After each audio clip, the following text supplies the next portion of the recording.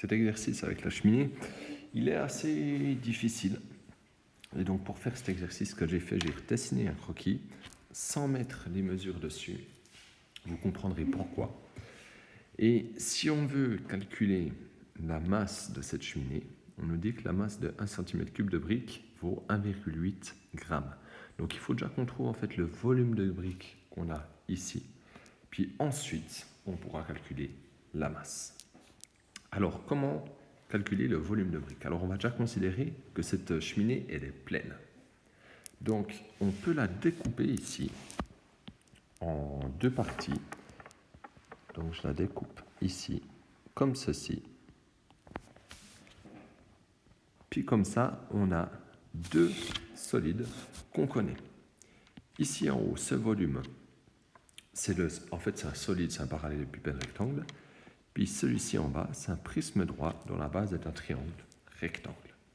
Alors, on peut calculer ici en haut, le volume, je vais l'appeler 1. Donc le volume 1, c'est un parallélépipède rectangle, donc je multiplie les trois dimensions. Alors A, on pourrait dire que c'est ceci, ça vaut 1,5. B, c'est ceci, ça vaut 1,5. Et C, c'est ceci, ça vaut 2 mètres. Et je trouve que le volume de ce parallélépipède rectangle fait 4,5 mètres cubes. Maintenant, je peux calculer le deuxième volume en dessous. Donc, c'est un prisme droit dont la base est un triangle rectangle. Alors, pour faire le volume d'un prisme droit, je fais l'aire de la base fois la hauteur. Puis la base, donc la hauteur du prisme. La base, c'est un triangle.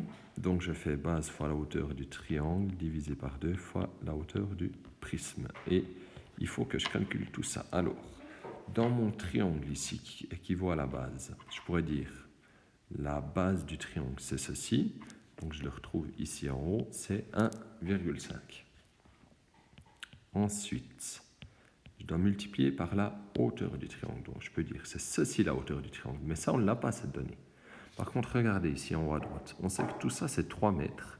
Et que de là, voilà, on a 2 mètres. Donc, en fait, ici, ce qui nous reste, c'est 1 mètre. Donc, ici, on a 1 mètre.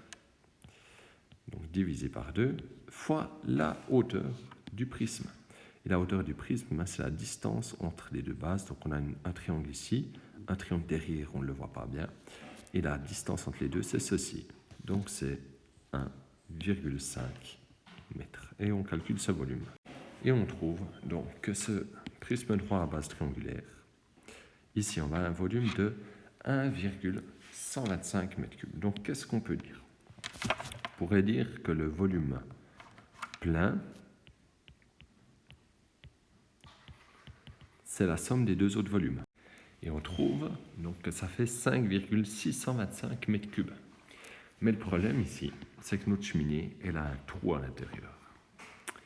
Donc nous, là, on a le volume plein de briques, mais on doit calculer le volume du trou pour faire le volume plein moins le volume du trou et trouver le volume réel de briques qu'on a.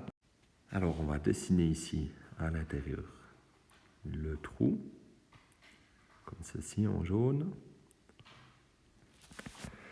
Et alors, on va le faire descendre. Tac. Il fait comme ceci. Ici également.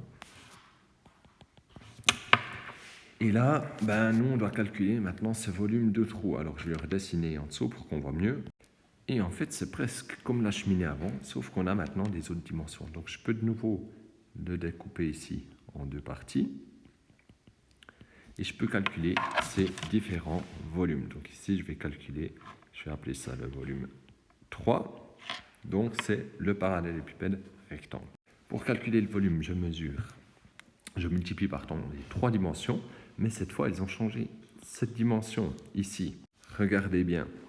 Avant, on avait ici une dimension de 1,5 m. On nous dit ici que la largeur d'une brique vaut 10 cm.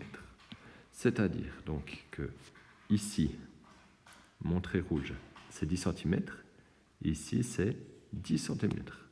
Donc, ma nouvelle mesure ici, c'était les 1,5 m d'avant. moins les 10, moins les 10, ce qui me donne cette mesure ici. Donc 1,5 moins 10 cm, donc moins 0,1 mètre, moins 0,1 mètre, ça me donnait 1,3 mètre.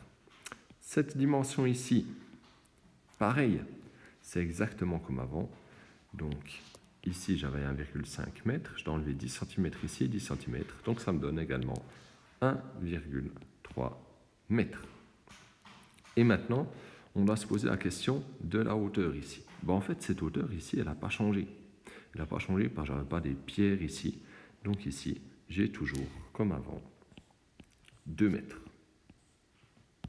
Donc je trouve le volume ici supérieur du trou qui fait 3,38 mètres cubes. Et maintenant, je peux calculer le volume que je vais appeler 4. Donc c'est exactement comme avant. C'est un prisme droit dont la base est un triangle rectangle. Donc je dois faire l'aire de la base fois la hauteur du prisme. La base étant un triangle, donc la base du triangle fois la hauteur du triangle divisé par 2 fois la hauteur du prisme. Puis là, on doit chercher toutes ces informations. Alors maintenant, la base du triangle ici, c'est comme ici 1,3. La hauteur du triangle, c'est exactement comme avant. En fait, si j'avais ici 3 mètres et puis que j'ai 2 mètres ici, donc il me reste qu'un mètre. Donc la hauteur du triangle, c'est toujours 1 mètre. Puis ici, la hauteur du prisme, cette distance ici, c'est la même qu'ici, c'est 1,3. Donc le volume 4 fait 0,845 mètres cubes. Et on peut à présent calculer le volume du vide. Et le volume du vide vaut 4,225 mètres cubes. On peut du coup à présent calculer le volume de briques. Et donc, quand on calcule le volume de briques, on fait le volume plein moins le volume vide. Et on trouve un volume de briques de 1,4 mètres cubes. Maintenant, on nous disait ici que la masse de 1 cm3 de briques vaut 1,8 g. Donc nous, si on trouve combien de centimètres cubes ça fait, ceci, on peut trouver, c'est très français, on peut trouver la masse, donc 1,4 mètres cubes, ça fait, on fait fois 1001, ça nous donne 1400 décimètres cubes, et ça nous donne, on rajoute 3 zéros encore, 1 400 000 centimètres cubes. Donc pour calculer la masse, on fait 1 400 000 qu'on multiplie par 1,8 parce que 1 cm3 c'est 1,8, donc 1 400 000, ça sera 1 400 000 fois plus grand. Et donc on trouve que ça donne une masse de 2 520 000 grammes. Bon, on va peut-être le mettre en unité qui nous parle plus, on pourrait dire ça fait 2520 kg, ou alors on pourrait dire ça fait 2,52 tonnes. Et on a trouvé pour ceci.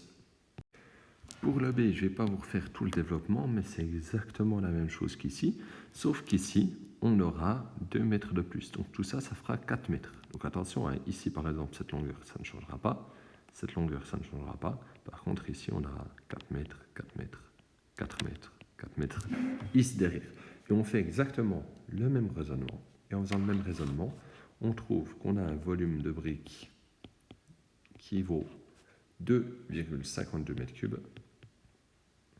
Et on trouve que la masse, elle ferait 4,536 tonnes. Voilà.